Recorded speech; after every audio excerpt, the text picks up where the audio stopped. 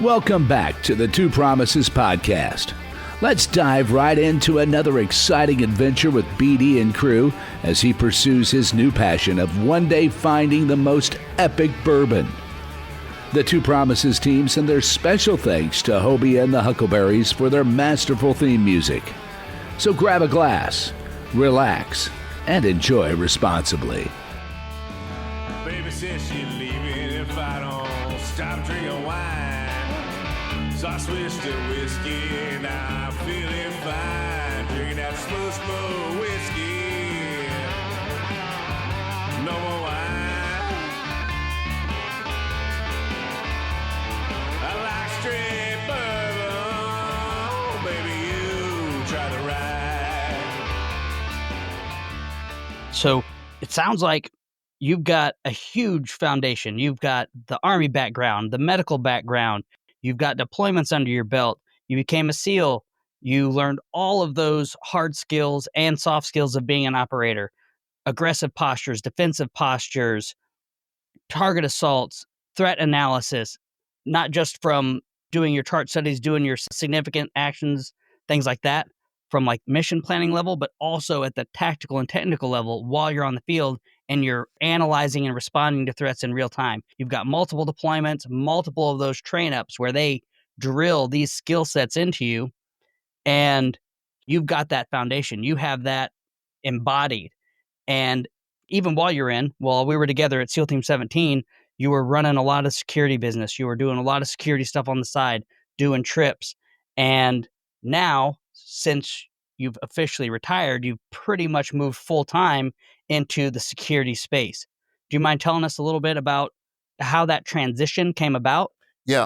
In 2009, while I was still active, I started the business as I was getting out. And I knew I could only take it so far. I mean, that was a one-man show. Imagine if you were to stand up right now and empty your pockets. That's what I started the business with. I was in E6 when I got out the first time. So I had a lot of motivation. I could shoot, move, and communicate really well. I hadn't even done an LPO tour. Well, I did an LPO tour at third phase as an instructor, but it's different when you do one in the platoon, a little bit more dynamic. But I had a calling. I knew that I wanted to do something else, or that I could do something else.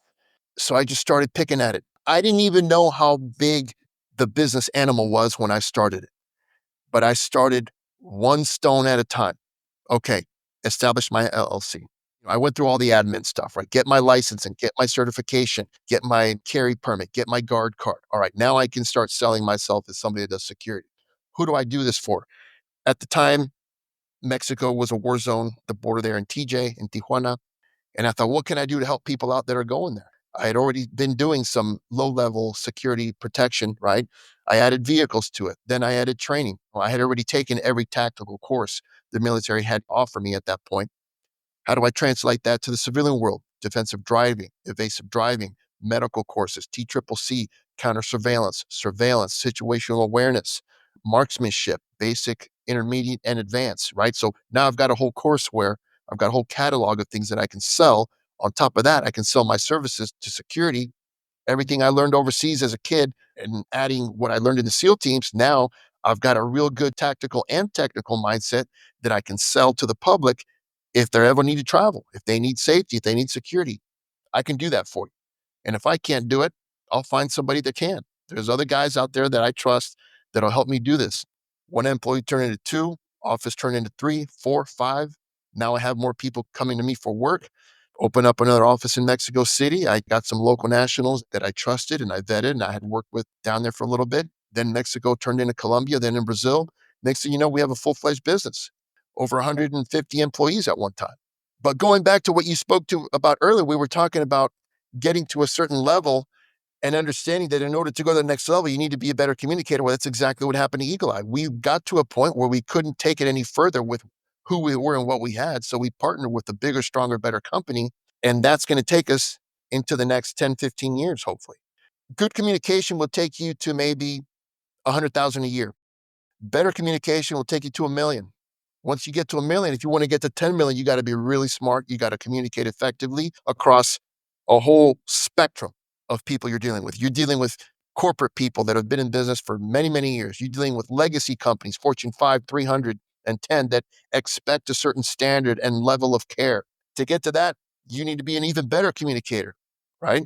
And ask for help. I learned early on that I could not do it all alone. I had to ask for help, but the right help, right? Right. And that's exactly what happened. We took it little by little, piece by piece, as I learning how to be a businessman the whole way. I didn't study it. Nobody told me how to do it. I sought mentors, just like I was your mentor in the beginning, as a lot of instructors are for us as we're going through the system. I had many myself in the teams, guys that I still look up to. We share some of those guys in common, and just keep looking, keep learning, keep asking questions, ask for help when you need it, and be that man of service as you spoke about. I'm big on that now. My job on earth is not about me anymore. It's not about you. It's about helping the guys to our left and to our right that need that help, need that coaching, need that mentorship, need that experience so that they can eventually get to a point where they can tell themselves what I just told you. Be a human of service. I like the way you put that. So we in the teams, anytime we'd go to a training site, we'd have lodging, we'd have anything like that. It was kind of drilled into us. Leave it better than you found it. You're going to have a field day at the end of it. You're going to clean it up. And if you can make improvements to it, make improvements to it. Deployment site. They joked that we were SEAL bees there in our little fobs or whatever camp we were on. And we would try to find ways to make it better for the people behind us. And it seems like you have translated that to like a much deeper level, not just a physical improvement, not just a cleaner environment, but a social improvement by teaching others, training others, getting them up to that level of competence that you had at one point and encouraging them to go higher. So that life of service and that life of building people is just an incredible way to look at your life, your day to day, your outlook, and your mission in life. Thank you for sharing that with us. Yeah, that's something that I learned in the last 5 years. If you've been given the opportunity and you have experiences to share, then you should make it a point to do that for the rest of your life. And going back to what you just said, leave it better than when you got it. I gave a shooting course here not too long ago, and I had 10 M4s that were given to me to use by friends and members of the shooting course. And I said, okay, I'll get those back to you. I'll clean them up. They're like, no, don't worry about it. I could not clean them up. I mean, it took me 2 days, but I cleaned 10 M4s because I just could not give those weapons back to them dirty. Because you and I both know how many hours and how many cans of Copenhagen we spent while cleaning guns. Right. That is awesome that it's still with you, ingrained in you today, that you're still living it too. Yep. A lot of times people hit a peak, hit a pinnacle, hit a plateau, and they think they've arrived. They think they've made it. And so they let all of those steps, all of those things that got them there, Yeah. they let it go. They drop them and they find a sense of entitlement that, oh, I should be here. Oh, I should have this. I deserve this. And yet you're not taking out the trash anymore. You're not cleaning the weapons anymore. You're not doing every single thing that got you to that plateau. And if you're not reinforcing all the steps that got you there, you're going to be trying to build on a crumbling foundation. Yeah. Totally, man. I don't even have anything to say to that. You're 100% right. What would you give? I mean, you've got experience in the tactical world, the SEAL world, all that stuff. You've been a business builder for over a decade, probably pushing a decade and a half, two, maybe. And what advice would you give the entrepreneur who is in the grind, who is, they've got their vision, they're building towards it, they're working towards it, but they know they need to take the next steps? What advice would you give to them who's somewhere in the midpoint of their entrepreneur journey? Okay, so as you start to grow your company, you become whatever it is that you're selling, whether it's a service or a unit, right? Or widget, a product, whether it's a service or a product, you're going to get into the business of managing people. For example, we sell security services, but in order to do that, it takes manpower. So there's a lot of employees involved, right? A lot of humans involved. So it became a lot about human capital management for us, managing characters, personalities, certifications, qualities that these people possess, right? And in a lot of businesses, those people can make or break your business. So you have to be very wise and very careful on who you bring into your business, right? For how long and what your expectations of them are. That's number one, is hire correct, right? Take your time in finding the right people that are going to grow your organization in the way that you want it to grow. That's number one. Number two is grow slow. There's nothing wrong with growing slow, because when you grow slow, you grow deliberate. If you grow too fast, you may miss steps. You may hire a little too quickly and hire the wrong person. That's going to set you back 2 years. So take your time, develop your product first or your service first, get familiar and understand the value that you're trying to convey, you're trying to provide, and hold that value tight and don't move from it. Don't get swayed. Don't dilute it, because that's what people are buying. They buy the value that you're bringing, or they buy the value that product affords them, right? If you grow too fast and you hire the wrong people, your value is going to get diluted. So take your time and hire the correct people for your organization. Those are some super excellent points. I think today you've talked about screen time with family members, all that kind of stuff. So often we get sucked into that dopamine just addiction, and we're always just looking for that next little bit of satisfaction. And even just outside of that, even if I'm not just looking at a metric on a phone, but I'm also looking at my, say, physical fitness level, and I've got a milestone that I want to hit. And I'm so focused on that that I'm like, oh, I got to go fast, I got to go fast, I got to go fast. Or, oh, I don't have the views, the followers, the likes, or anything like that. And any of these metrics that kind of get you sucked in. I really love how you put just grow slow. It's not about seeing that 1,000,000% rise. You're scaling over time. You're being deliberate. You're being intentional, and you're going at the pace you need to, because you're going to run into more problems if you have such a big peak and you can't keep up with the growth. Then that could be another setback. You're going to have a little bit of that upward trend, but being comfortable growing slow and going through the growth and taking the lessons as they come, I think is a very important lesson for even myself, just to kind of keep on board, to think about, and to have that expectation management, that I'm not always looking at whatever it is that I want my end result to be. I'm dedicating myself to the practice and the process on the Yeah. day to day as we go through it. Yeah, you'll learn so much more on that slow growth and on those valleys. You mentioned peaks and valleys, right? Ups and downs, highs and lows. The time that you're going to learn the most is on the lows. So embrace the lows. Sit in your lows and understand why you're in a low. Don't be so quick to move out of it if you don't know why you're there, or you're just going to be right back into it. Freaking awesome. I'm loving this conversation. I thinking maybe if we can transition, you've got tons of experience, tons of guidance here, and you're in the security realm. So I like to help my listeners get some nuggets from maybe some area that they might not be as familiar with. I have people my parents' age, people my grandmother's age. I have teenagers, and I have people my age. So there's tons of people out here listening, and they're from a very wide spectrum. So their experience is not the same as ours, being military background, SEAL teams. Would you mind sharing some of the expertise you have as a security specialist with your Eagle Eye protection? What tips could you give my listeners for improving the security posture in their day to day life? Okay, let's start.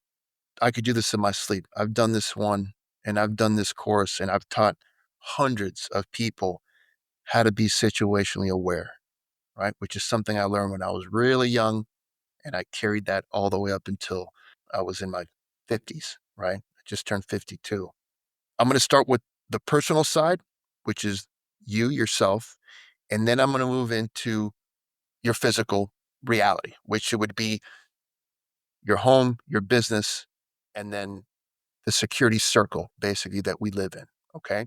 So let's start with the self. Number one, the best thing you can do as a person navigating this earth is to be aware of your surroundings. All right. Now, what does that mean?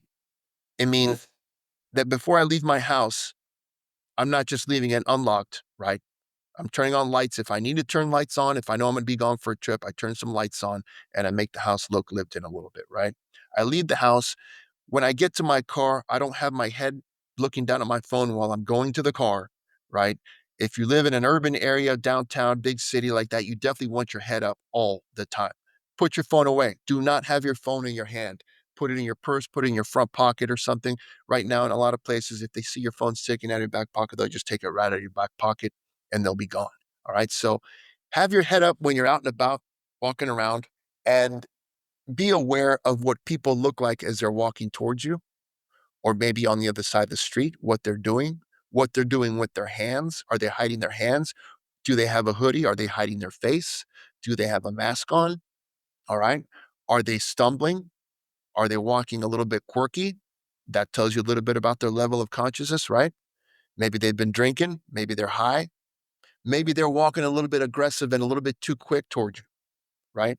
Or maybe they're acting like they don't want you to see them, but they're still walking towards you. All right. So those are all tells that I get to see just by having my head up and looking at my surroundings. All right.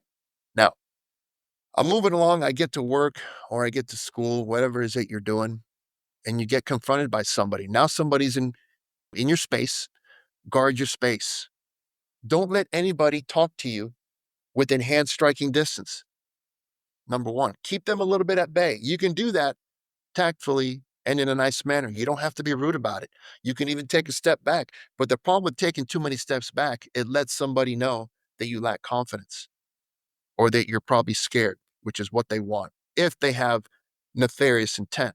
Somebody that doesn't have nefarious intent won't take offense to that, right? But if somebody does, you'll be able to tell because they'll keep closing that distance, even after you put your hand up and tell them to stop and to give you and to respect your space. All right. So now you're in a confrontation phase with somebody and you know that they have bad intent. So you have to have some skill sets, man. If you're a man, you got to be in shape, right? If you're a woman, I would also say you should also be in shape, especially if you have kids with you. If you're a single mom and you're putting yourself out there all the time, you got your kids, you're carrying your bags, grocery bags, whatever, your purse, you're distracted all day, right? So give yourself some tools. Take a self-defense class. Carry some spray. If you're a man, learn how to fight. Stay in good shape. A fight, an all-out brawl, a fight after 10 to 15 seconds, 15 seconds if you're lucky and in halfway decent shape, you're going to be spent. You're going to be absolutely spent. If you don't train for it, imagine if you're just somebody that has never trained to fight and is out of shape, you don't have a chance against a young buck on the streets that is high, right? So invest in yourself. All right. Guard your space. Don't be afraid to talk to people because when they talk back, you get to know a little bit about their level of consciousness. Are they not talking back to you? Are they avoiding? Are they slurring their words?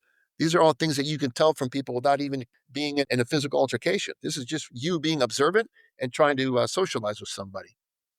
So be aware, keep your head up, guard your space, be respectful, and move throughout the planet smartly. All right. Now let's talk about the home, the business, and the residence. There's a lot of things, anybody can go to Costco or Amazon, get a couple cameras, a Ring camera, and you're up and running, right? It's not that expensive to have decent home security, right? A Ring camera is awesome because you can see who's at your door. Don't ever just open up a door without seeing what's on the other side. That's a big tactic these days for people to bum rush your door and get inside your home. You may even have somebody on the other side of the door that seems like they're in duress, that are just trying to get you to open the door because behind them around the corner is two other guys that are going to bum rush that door. So get that system, whatever you need, so that you don't have to open up your door. If you don't have something like that, just talk to them through the closed door. Anybody that doesn't have bad intentions will talk to you from the other side of the door and be fine with it, right? We're in this period where we've gotten to the point, Brent, where we're afraid to kind of stand our ground a little bit and be forceful when we need to be because we don't want to offend people. And I think that's a detriment. Right. That is a big detriment right now, and that'll get you in trouble. Alongside lighting, good lighting is a key factor in your house, right? No bad guy wants to come into a house that's well lit, right? An ADT sign or some sort of sign on the lawn that says, hey, this house is being monitored. You want to be a hard target. Don't be a soft target, right? A soft target is somebody that walks with their head down, looking at their phone with their hands in their pockets as you're talking to people. Don't ever talk to anybody in your space with your hands in your pockets. Have them out in front. Your hands live out in front, okay? Back with the home. Getting to the home is one of the most dangerous parts. As a security guy, a lot of assaults happen in and around a vehicle. So when you're getting home, you're getting out of your car, you're distracted. That's when guys will run up behind you and attack you from behind. Get in your house through the garage. When you open up that garage door, sometimes when I'm overseas or in a third world country, I've driven by the hotel a couple of times or by the Airbnb a couple of times. I do a couple laps to make sure nobody's outside waiting for me, especially if the garage door is a tight space where I know as soon as I open it, Somebody could come around the corner and get in, or somebody could just run in from a car that's parked outside. Always be aware of who's outside your house parked. Any cars that don't belong, if that's your neighborhood, you're going to know. You're going to know which cars belong there and which cars don't. You're going to know which cars have been sitting for a while. You're going to know what people belong there, what people don't. I always make it a factor to know who my neighbors are. I know all my neighbors in my neighborhood. In every neighborhood that I've ever lived in, I know exactly who lives in each house. And I make it a point to socialize with them every now and then, just to make sure that I know who's there, who's living there, and that they know that I'm still the same guy with the same amount of people in my house. You got to take care of each other, especially when you leave your house for periods of time. You can count on a neighbor. Hey, I'm leaving for a couple of days. If you see something wonky, let me know. Right? So those are some key factors. They seem like common sense, but we just don't do them, you know? Absolutely. That's all great. Thank you for sharing. I'll share maybe a not so good application of some of the principles that you just mentioned and shared with us. Keeping your head up, looking around. So I'm young. This is while I'm on my missions trip to El Salvador. We had some time off. I went on a hike with some of the other people to Puerto del Diablo. It's like a little mountain hike, and we were on our way back. I'm talking to the person sitting in the bus seat, and it's very common in El Salvador, Honduras, Guatemala. I went to most of those places. Well, I went to all those places, spent different varying amounts of time there. But on your buses or your public transportation, you'll have people boarding the bus and they're selling things. So chiclets, tamales, pollo, like whatever. Like I literally had somebody carrying a chicken coming onto the bus, like trying to sell me a chicken. Yep. So I don't have my eyes up. I'm not being aware of my environment, situationally aware, and I'm talking to the person next to me. All of a sudden, there's somebody just right here in my space. Oh, hey, blah, blah. And I think, oh, he's just trying to sell me something. You know what I mean? Like, oh, no, I'm good. No, thank you. No, thank you. And then he persisted. And then, the hair on the back of my neck started standing up. Then I started realizing, oh, no, this is not somebody trying to sell me something. This is somebody trying to take something from me. So I tried to play the dumb tourist and just pretend like I had no idea what he was saying. And, oh, no entiendo, whatever. You know what I mean? And then he started escalating. He's putting his hips onto my shoulder. He's tapping my thigh to try to get my wallet or whatever. And he's escalating. And then I start piecing his words together a little bit more. He's speaking Spanish, obviously. And he basically says, Dame tu cartera o quieres que lo tomo? Hey, give me your wallet or do you want me to take it from you? Yeah. And so at this point, I'm knowing, hey, I don't want to be the reacting person in this situation. If I'm reacting to his violence, I'm already at a disadvantage. So I kind of like use that time to give a little bit of maybe tactical deception or whatever. Yeah. So then I said, well, no. Then I started speaking Spanish because I first would pretend like you did. It's like, no, actually, over there's the door and I want you to go. Yeah. Actually, ahí la puerta, quiero que se vaya. And I pointed to the back door of the bus and he's like, oh, you speak Spanish. And so then he just kind of redoubles his efforts. And going back to what you said, get the tools, get the training, go to a class. I had practiced karate for 3 or 4 years up to this point, and I wrestled for a year in high school before I moved away from that school that had the wrestling program. So luckily, even though I was already a target for violence, financial violence, all that kind of stuff, I had tools in my toolbox. I had some preparation in advance. So I was able to basically, I elbowed him in the crotch. He had very baggy jeans on, but that got him off guard. I immediately had him in an elbow lock and was able to walk him towards the back of the door, towards that door that I kind of pointed him towards. I was able to walk him to the back of the bus. And me thinking that my posturing would have been enough at this point to bring the threat down. Yeah. I erred on the side of less aggression, which sometimes that's a consistent thing in my life. Sometimes I probably should have gone a little bit more aggressive, but I didn't. So I just kind of kept that lock in. I pushed him back towards that door. We were getting within a few feet of it. And in that flurry, like my glasses got a little cocked at the time. At the time I wore glasses. So my glasses got a little cocked and he sees that. And so he starts punching at me and I'm adjusting the glasses with one hand and I'm blocking with my other hand and no blow really lands. Like it's all just kind of maybe something like tap my forehead or something, but like there was no real connection. So I get my glasses on straight. And now I'm like, okay. And then I finally put up my Dukes. You know what I mean? Yeah. And we're kind of in like a standoff, and I throw one punch, and I will never forget it because at this point, like the whole bus is just quiet. Everybody's like, oh my goodness, the gringos, you know, scrapping with. And so everybody's quiet. Nobody wants to say anything. And it's just dead silence and just the slap. I can't even replicate it of my fist just landing right below his eye, Yeah. just in that quiet environment was just, I want to say hilarious, but it was just very, like, you Yeah. can't make it up. You can't really repeat it. And so that kind of almost felt like it echoed, Yeah. but that also caused him to flail. He had a spike bracelet on. The goth thing at the time was very big, even down there or whatever. So they got these big punker spike bracelets. That does knock my glasses off. I think he just knocked my glasses off. I didn't realize anything else happened. I just thought his arm flailed, knocked off my glasses, no big deal.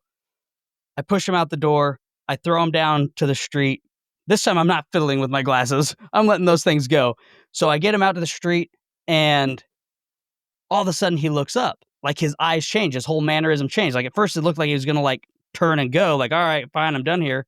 But right about that time, I'm feeling some fluid on my eye. And I thought, oh, am I sweating? Like, what's going on here? I'm not thinking anything about it. I'm engaged in what's going on right here. And so he grabs the side of the bus. He's starting to like pull himself back in.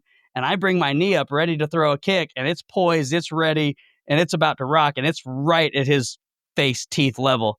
He realized he'd already gotten hit once, didn't want to take a foot, so he took off running at that point. And then that's when I realized that he had nicked me with that spike bracelet, and I was bleeding. Yeah. I ended up getting a few stitches at a local clinic.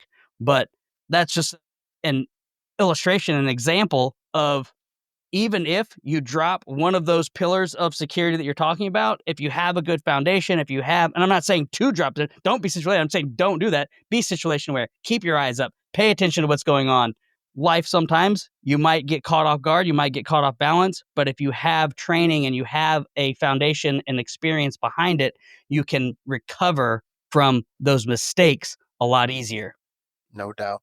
That's right on point, man. And I think a lot of people would hear that and say, well, you didn't do anything wrong. What did they expect you to do? And I think now hearing that story is a good wake up call for people that if you can avoid it, don't let somebody get to that point. It's okay to challenge some people before that guy sat down or got close. Had you had your heads up, you could have put your hands up and said, hey, I'm sitting here. That's a little bit too close. Step back. Or even stood up. I don't know if you were sitting down at the time, but stood up and squared off in a manner saying, I'm not a soft target. I know what you're up to. Absolutely.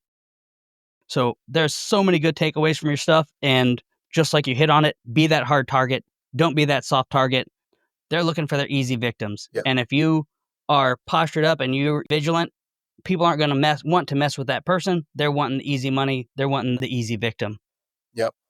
That's it. It has been awesome having you on the show. I want to give you the floor again to let you have any last minute wrap up comments, any last pieces that you want to share with us. Yeah. Yep. I would say that for all those individuals out there, it doesn't matter how old you are, whether you're young, middle-aged, or even in your 50s, 60s, it's never too late to go into something new. If you're living your life and you've thought to yourself every now and then, is this what I really want to be doing? Am I doing what God called me to do? Is this really it for me to work here and do this 9 to 5? Let me tell you, the best thing you can do for yourself is take a moment, take some time out. Like I said, whether you're young or older, and sit down and ask God, tell me my true life's purpose. What am I supposed to be doing right now? Am I being who I'm supposed to be? Am I doing what I'm supposed to be doing right now that is supposed to bring me joy? Right? And that takes time. Number one, it takes for you to acknowledge that you're looking for that. Right? Because it's one thing to keep going. You get comfortable doing something for so long and you feel like that's you now, going back to that identity, like that's what you're supposed to be doing. But society really is geared to bring you up, mold you, and point you in a certain direction. That's what you're supposed to do. And I think before you go down that road, especially if you're young and you're still trying to figure out who your true authentic self is. What is my purpose? What am I good at? What do I love doing? What do I get lost in when I start doing it? What is it that I do that when I look up, 8 hours have passed by and I ask myself, where did the time go? When you get lost in something that you're doing, you've basically stopped time. That's what you're doing. Time doesn't exist for you at that moment. When you look up and 12 hours have passed and you're like, where did the time go? You just figured it out. That's something you should look into. Maybe something you should be doing. That's freaking awesome. I'm super grateful for everything you've shared with us. You're hitting right on some of the foundational pieces that we come back to here a lot, but you are putting it in such an eloquent way with such great perspective, and it's obviously from your experience. Yeah. So it has been so great having you on the show, for real. All of these things have just been absolutely perfect. Gonzo, really appreciate you being on the show, and I look forward to hearing more about your success as you continue to scale that epic business that you've got going on and see more about where life takes you. All right, man. Anytime. Don't be a stranger. Thank you for joining us today on this curious roller coaster of life. If this is your stop, please exit peacefully. Enjoy the rest of your day. If you're ready for another one, just push play. Just a final note before you go, thank you, and thank you for feeling. The distillation and aging process is different for everyone. I'm not quite sure what you're ready for. Sip slowly and enjoy responsibly. Baby says she's leaving if I don't stop drinking wine. So I switched to whiskey and I'm feeling fine. Drinking that slow, slow